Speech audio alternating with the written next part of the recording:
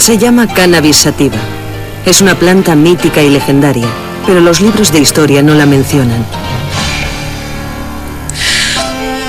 Jano del mundo vegetal. Su doble cara es un caso único. El cáñamo, planta textil legal, y el cannabis, planta psicotrópica. En realidad se trata de una misma especie, la del Cannabis sativa. Esta es su historia.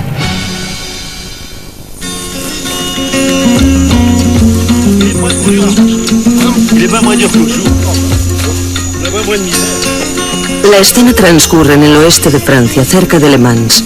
Aquí desde hace siglos se cultiva el cáñamo, tanto para uso doméstico como industrial. Los campesinos siguen utilizando un método ancestral de trabajo llamado enriamiento para fabricar cuerdas, maromas y velas. Para dar mayor flexibilidad a los tallos y separar las fibras más fácilmente, empapan el cáñamo de agua antes de secarlo en los campos. Hoy en día aún se separan las fibras manualmente, lo que aumenta los costes de producción, aunque un trabajador experto puede enriar de 50 a 100 kilos de cáñamo al día.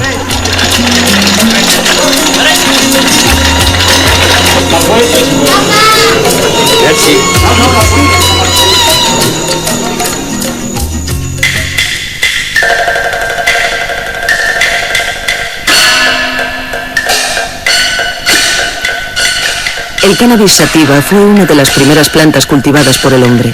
En China ya se trabajaba el cáñamo 10.000 años antes de Cristo.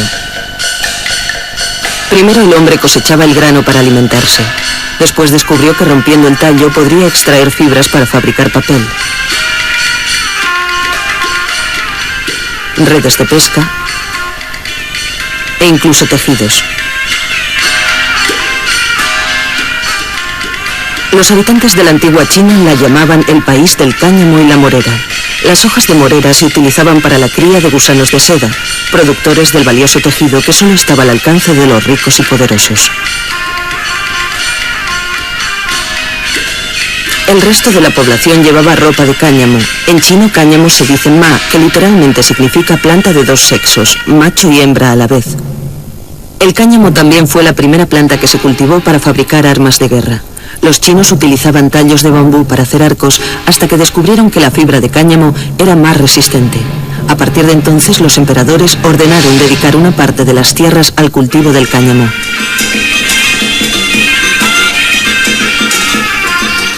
Arma de guerra, el cáñamo sirvió igualmente como vehículo de la cultura. Según una antigua leyenda, el inventor del papel de cáñamo fue Sai Lun, escribano y eunuco de la corte imperial. Para que el emperador prestara atención a su invento, Sai Lun fingió estar muerto, ordenó que quemaran papel de cáñamo alrededor de su ataúd y escenificó su propia resurrección atribuyéndola al poder de su invento. Desde entonces los chinos queman papel de cáñamo en los entierros. La misma leyenda dio origen al Wu Fu, los 5 niveles de duelo, un código que impone a los parientes del difunto ir vestidos con distintos tipos de cáñamo según el grado de parentesco con el muerto.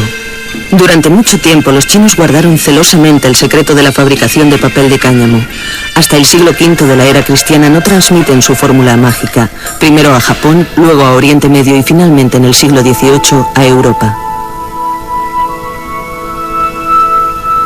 Cannabis, sur le plan étymologique, ça veut dire... Etimológicamente, cannabis significa tallo.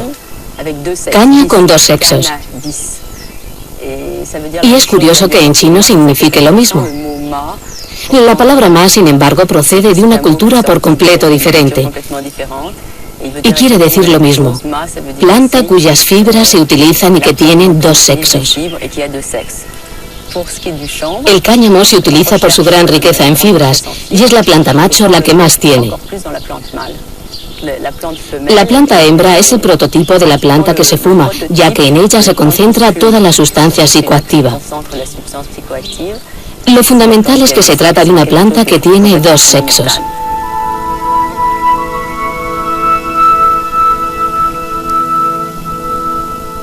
Su utilización se remonta al siglo XXVIII a.C., cuando el emperador Shen Nung fundó la medicina china. Se curaban las heridas de guerra aplicando hojas de cannabis directamente sobre ellas. Hoy en día, médicos de todo el mundo recomiendan la utilización de flores de cannabis para aliviar el dolor, especialmente en casos de cáncer y de SIDA. Yo soy consumidor de cannabis y lo soy desde que tenía unos 9 años. He tenido cáncer 10 veces en mi vida. Primero en la médula a los 2 años. Ello me deshizo los discos paralizando mi columna. Estuve haciendo terapia de los 2 a los 10 años de edad, 9 veces en 8 años. Cuando tenía 15 años lo trataron con rayos X. Durante años me han tratado con rayos X, con quimioterapia y me han operado varias veces. Hasta que un día descubrí el cannabis. Nada más fumar, desaparecieron los mareos y las náuseas y aumentó mi apetito. Ahora viajo por todo el mundo dando conferencias sobre el cannabis y sus efectos analgésicos y contando lo beneficioso que resultó en mi caso.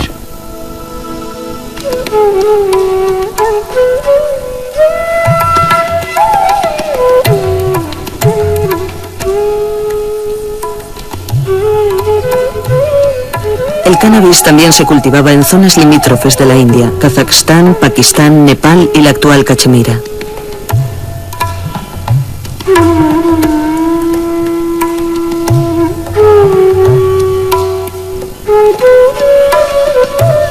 Los campesinos indios utilizaban la técnica del enriamiento para convertirlo en harina, gachas e incluso palomitas de maíz. Los granos servían como alimento, proporcionaban un aceite con un grado de acidez mínimo.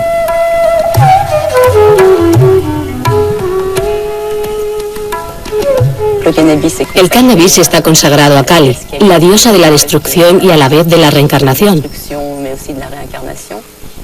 Por lo tanto, en la India es un elemento que forma parte integrante de la vida religiosa. Forma parte del culto como lo hacemos nosotros con el vino consagrado cuando comulgamos. También se utiliza en el plano social.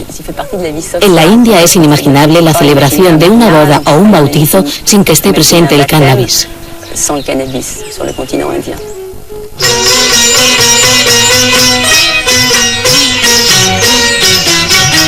Hey man, try some of this. It's absolutely dynamite. Oh yeah?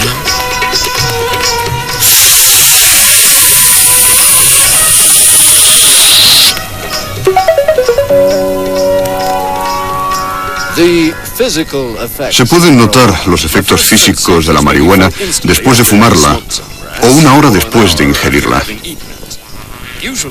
Generalmente te hundes poco a poco en una especie de sopor. Pero si se ingiere, los efectos pueden aparecer de repente, con gran fuerza, en medio de una frase.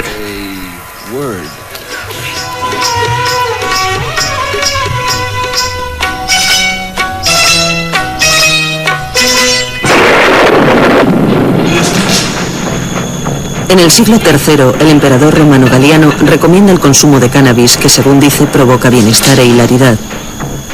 En una sociedad en plena descomposición, los romanos se sienten atraídos por dioses orientales como Mitra y Zaratustra, cuyos defensores se pelean ferozmente.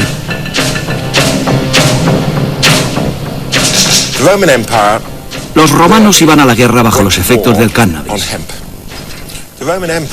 El Imperio Romano es un buen ejemplo de la importancia estratégica de ese narcótico en cualquier sociedad a lo largo de la historia.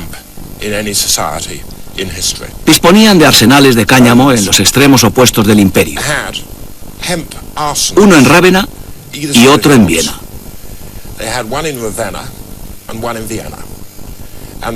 El administrador de cannabis era un puesto muy importante en la jerarquía romana. Esto no significa que los romanos solo lo utilizaran para sus expediciones bélicas. El cáñamo y sus fibras tenían todos los usos imaginables. Fabricación de ropa, refugios, alimento, arma defensiva y ofensiva y medicina.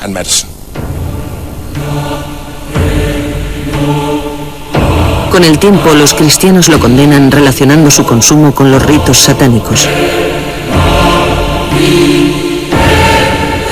En 1484, el Papa Inocencio VIII declara sacrílego el consumo de cannabis. En cuanto a las propiedades psicotrópicas de la planta, parece ser que, oficialmente al menos, no eran conocidas. Solo los expertos en botánica sabían qué efectos producía y sus propiedades curativas. Pero no todos los que entendían de plantas sabían cómo sacarle provecho. En aquella época, esta tarea era exclusiva de las brujas, quienes supuestamente tenían poderes que no estaban al alcance del común de los mortales. Hasta el siglo IX, con Carlomagno, no volverá a desarrollarse el cultivo de cáñamo. En los monasterios, los monjes copistas escriben en papel de cáñamo a la luz de una lamparilla de aceite, también de cáñamo. En 1455, Gutenberg imprime la primera Biblia en papel de cáñamo.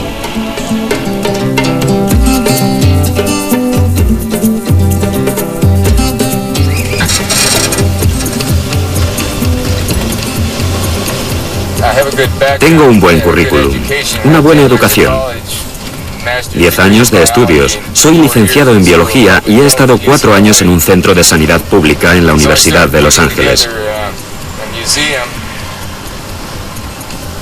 Poco a poco fui creando mi propio museo. La gente me regalaba objetos hechos de cáñamo.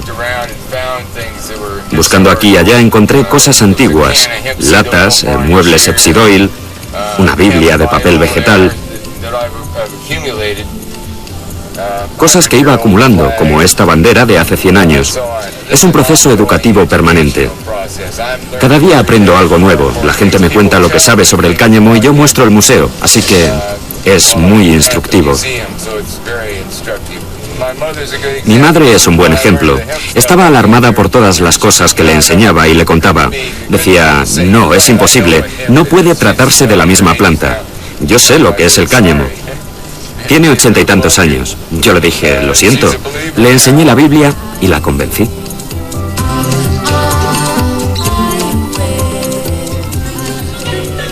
En el siglo XVI, en Francia, François Rabelais, médico y escritor, evoca el cannabis de forma encubierta en su célebre obra Hechos y proezas heroicas del gran Pantagruel.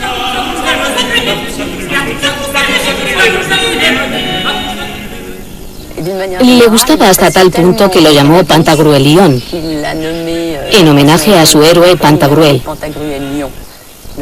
Para Rabelais, el cannabis era Pantagruelión, una planta de virtudes tan asombrosas como él decía, que si las plantas hubieran tenido que elegir a un rey del bosque, habrían elegido al cannabis.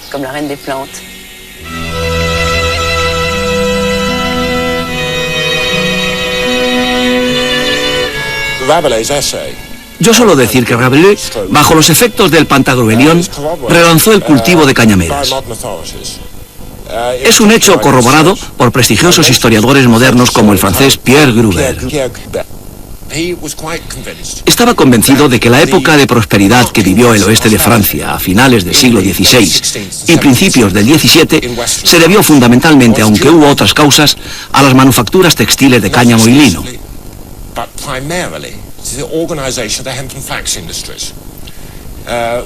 No olvidemos que a finales del siglo XV, España es dueña y señora del Nuevo Mundo. Gruber atribuye al establecimiento de manufacturas de cáñamo y lino y a sus ventas a España el incremento del índice de natalidad, de casamientos y del nivel de vida y prosperidad que registra Francia en aquella época.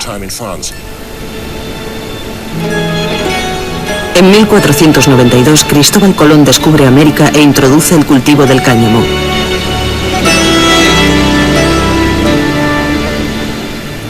Entre los regalos que lleva a los indios se encuentran simientes y tela de cáñamo. El cáñamo se utiliza para fabricar velas y maromas. Gracias a él, Inglaterra, Francia, España y Portugal se convierten en potencias navales.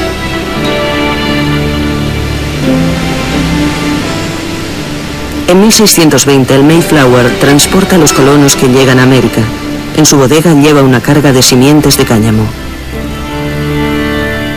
100 años más tarde se utiliza papel de cáñamo para redactar la Constitución americana, el mismo que recoge la Declaración de Independencia firmada en 1776.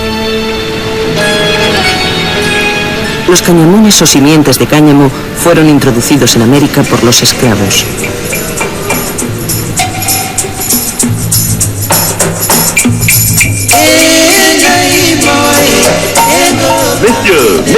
Messieurs, voici un jeune homme en bonne santé, fort robuste, excellent travailleur. 400 piastres 500 piastres 600 piastres. Les Africains qui étaient pris en Afrique. A los esclavos reclutados en África se les vestía con ropa basta de tela de saco. El mismo atuendo servía para vestir a los presos.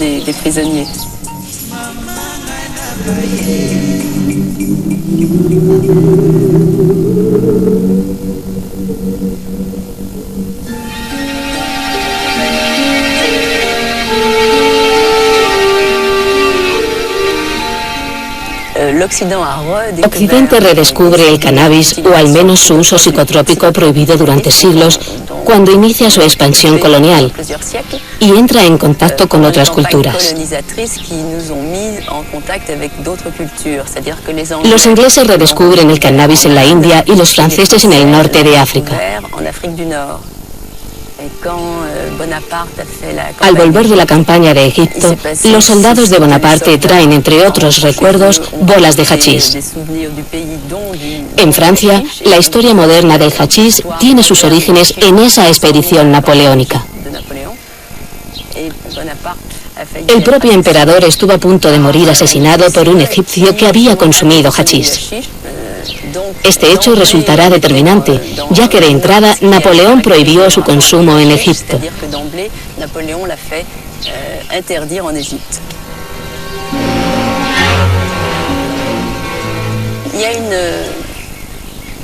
Hay una teoría que circuló en Francia durante años y que algunos sostienen hoy en día que relacionan etimológicamente la palabra asesino con haschichín. Una vez conocida esta historia, no hay nada que justifique la relación etimológica de ambos términos. Sin embargo, se ha utilizado como argumento para desacreditar el cannabis. Es algo que me choca, que me recuerda a eso que se dice que se empieza con el hachís y se termina con la heroína. El mundo occidental hizo auténticas filigranas mentales para demostrar que el cannabis era una droga muy peligrosa.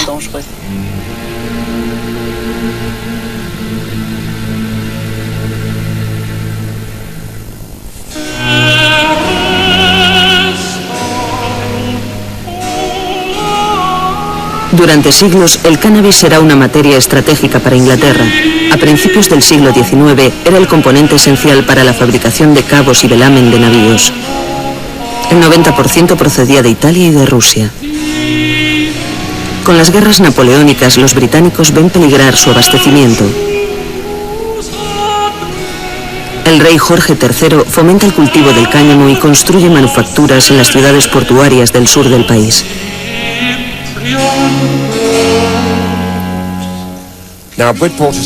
El caso de Bridgeport es único.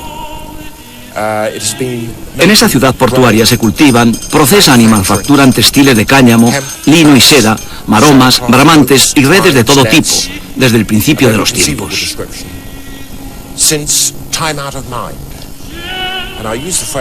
Al utilizar la expresión desde el principio de los tiempos, estoy citando literalmente al rey John, que en el año 1213 exhortaba a los habitantes de Bridgeport a trabajar noche y día fabricando esos materiales. Desde la Edad Media hasta la era napoleónica, las guerras con Francia fueron constantes. Bridgeport tuvo un papel destacado en ese periodo histórico. En 1803, la Marina inglesa establece un bloqueo contra Francia.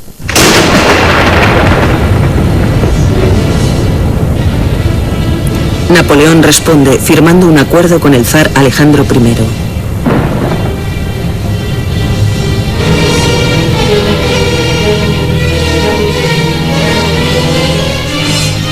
El Tratado de Tilsit prohíbe específicamente la exportación de cáñamo ruso a ingleses y americanos.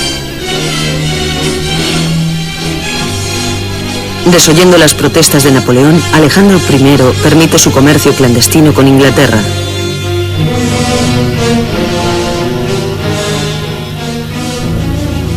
Es uno de los elementos que deciden la invasión de Rusia por parte de Napoleón, pero en el año 1812 un invierno brutal obliga a sus tropas a batirse en retirada.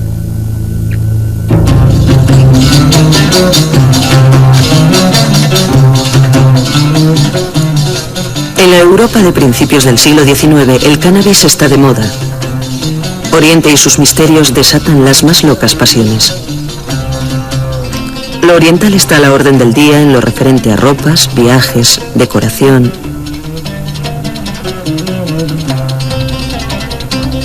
La moda impone fumar hachís al estilo ancestral, es decir, en una pipa de agua llamada hookah. En París, el Hotel Pimodan era la sede del famoso club de los hashishins, consumidores de hachís. Artistas y escritores acudían a saborear la conocida mermelada del doctor Joseph Moreau de Tours. Entre ellos estaban Théophile Gautier, Eugène Delacroix, Charles Baudelaire, Alejandro Dumas, Gerard de Nerval.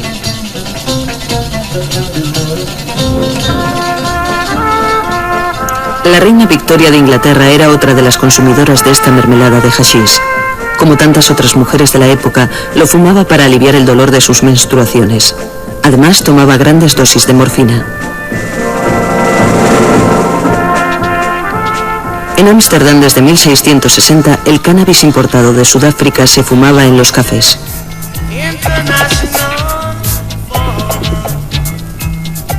Una tradición que sigue vigente.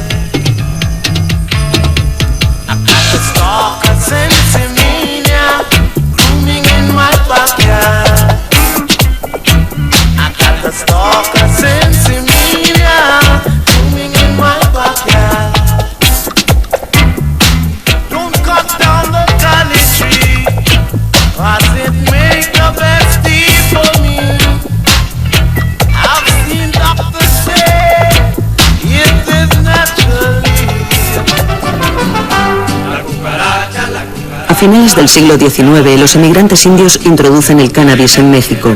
A partir de entonces se llamará marihuana, convirtiéndose en el símbolo de la revolución de Pancho Villa a través de la canción La Cucaracha. Por otro lado, los campesinos mexicanos trabajan las fibras de cáñamo utilizando el método de enriamiento. Fabrican todo tipo de productos, sombreros, bolsos, alfombras.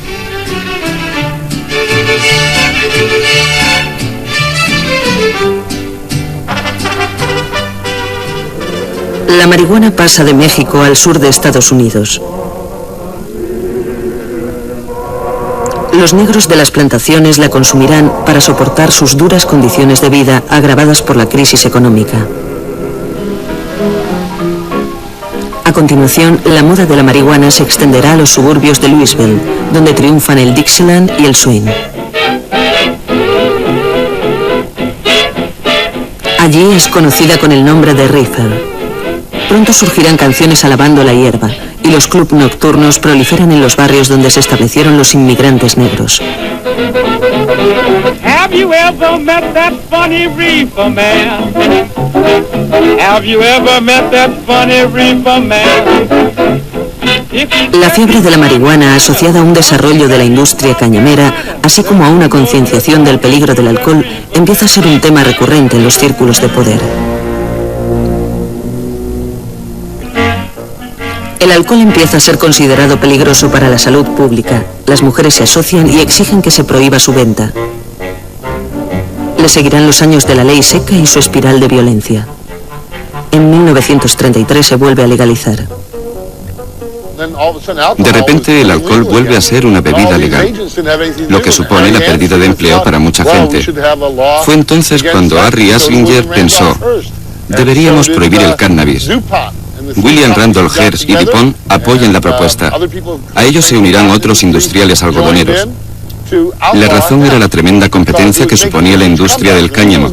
Bastaban de 200 a 300 horas para sembrar, cosechar, enriar y procesar un acre de cañamera. Pero de repente, en los años 30, esas 200 o 300 horas de trabajo por acre se reducen drásticamente. Para colmo, la calidad final del producto era infinitamente superior al resto de fibras textiles. Será el principio del fin de todo tipo de fibras. Aparece una nueva variedad sintética, el nylon. No tenía punto de comparación con la del cáñamo, mucho menos costosa, la mejor, la más duradera y la más suave. La administración americana la prohibió sin más contemplaciones ante el mundo entero. Nadie protestó. Todo el mundo aceptó la desaparición de lo que había sido durante 10 siglos la fibra de mejor calidad. Eran los años 30. El cultivo del cáñamo se ilegalizó. China, la tierra del cáñamo, forma parte del plan de conquistas militares japonesas. Pero Tokio es la capital de un imperio que desde hace más de una década está controlado y regido férreamente por una casta de militares implacables. Son tiempos muy activos para espías y agentes secretos. El hombrecillo que está al mando de la tercera flota naval más importante del mundo descubre en el Pacífico Sur el más preciado tesoro colonial. Filipinas, un conjunto de 7.091 islas que aún sigue siendo un protectorado americano, constituyen el único riesgo importante para los planes de conquista japoneses en 1940.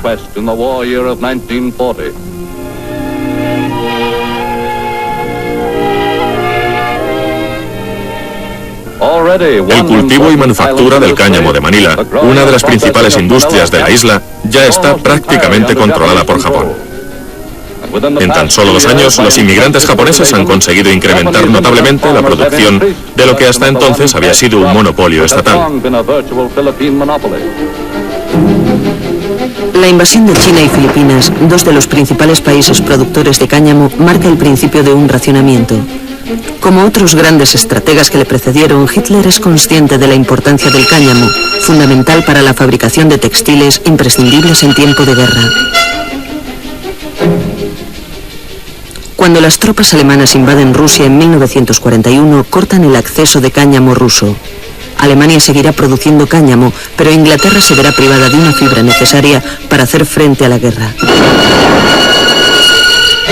En 1942, las tropas alemanas llegan al centro de Rusia. Alemania continúa produciendo cáñamo, lo que permite a Hitler preparar libremente sus próximas acciones militares.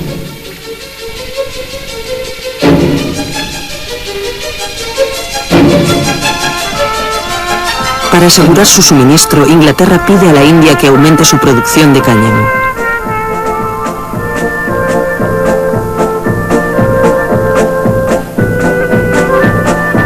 Mientras tanto, la guerra avanza en Japón. Ha transcurrido apenas un año. Los japoneses, utilizando una vez más la táctica del engaño y la falacia que les caracteriza, no dudan en ejecutar sus planes.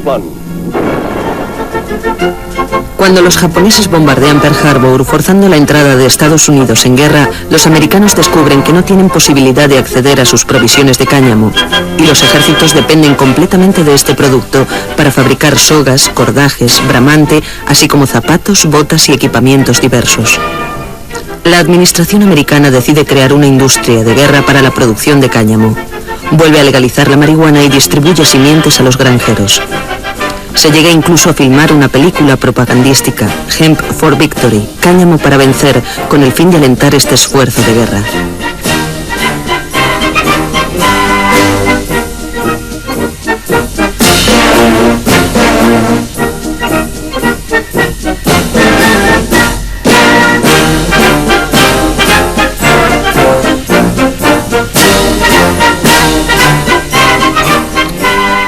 Las fuerzas aéreas aliadas dependen totalmente del cáñamo. Los correajes de los paracaídas, así como las mochilas y los cinturones, están hechos de esa fibra.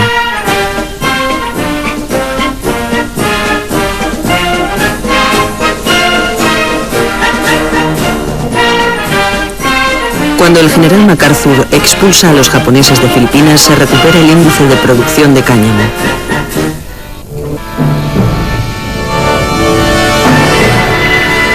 Tras los años de guerra, se vislumbra un nuevo mundo. La India logra su independencia.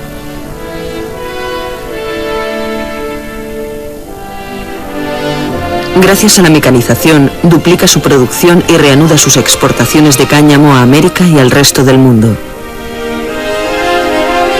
Estados Unidos vuelve a prohibir el cultivo del cáñamo y el cannabis, pero para abastecer su industria importa millones de toneladas durante el periodo de auge económico de posguerra.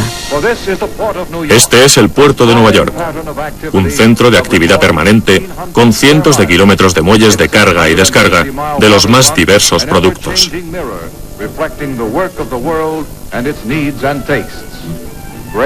Cereal canadiense, pescado de Portugal y Noruega, neumáticos de Oakland y cáñamo de la India.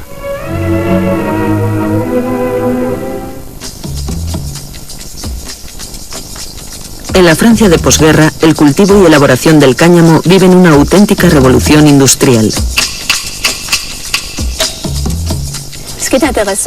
Es interesante constatar que, a pesar de la prohibición vigente en Estados Unidos, en Francia se ha seguido cultivando el cáñamo. En Estados Unidos, la ilegalización de la marihuana implica, lógicamente, la prohibición de cultivos de cáñamo. En Francia ha seguido sembrándose. En aquella época era un país esencialmente rural, y de hecho lo seguirá siendo hasta los años 50. Por lo tanto, no se interrumpe el cultivo. Pero lo que ocurre es que las fibras sintéticas han logrado imponerse hasta tal punto que, incluso en Francia, es decir, en un país donde se permitía su cultivo, la industria cañamera empieza a decaer, hasta desaparecer de muerte natural, a finales de los años 60.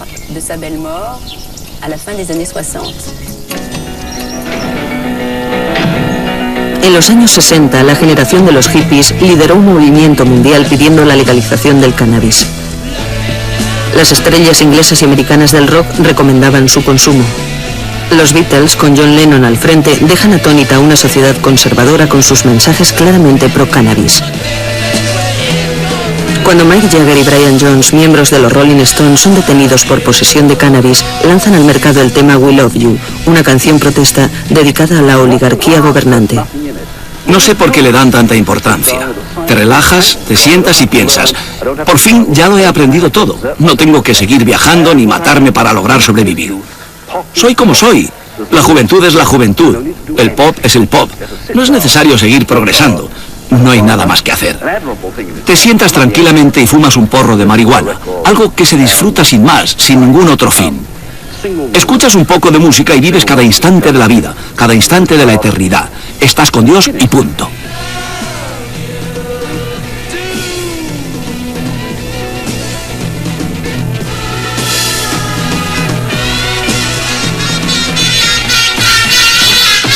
El interés de los Rolling Stones por la cultura marroquí crea muchos adeptos. Es una alternativa a la moda de la India y de los Beatles. A partir de ese momento, Marruecos será el punto de destino de los hippies. ¿Ve aquellos sembrados en la montaña? Todo eso es kif. Hoy en día no encontrará otros cultivos, esa es la única planta que crece.